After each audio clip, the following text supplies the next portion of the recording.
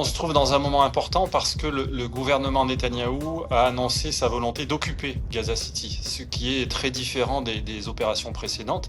Luc Bronner, correspondant du Monde à Jérusalem, suit de près l'assaut sur la ville de Gaza. Plus d'1 million de Palestiniens y étaient réfugiés.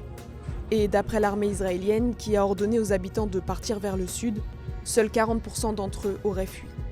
Luc Bronner explique la stratégie militaire israélienne et la catastrophe humanitaire que provoque cette offensive sans précédent. אני הבטחתי לכם לפני ימים אחדים שאנחנו נפיל את מגדלי הטרור בעזה. זה בדיוק מה שאנחנו עושים. עכשיו כל זה רק מבוא, רק ספתח. ולכן אני אומר לתושבי עזה, ראו הוזהרתם. צאו משם. Dans ce discours le 8 septembre 2025, Benyamin Netanyahou résume son plan. D'abord, l'armée bombarde les grandes tours d'immeubles, avant un assaut terrestre pour lequel 60 000 réservistes ont été mobilisés.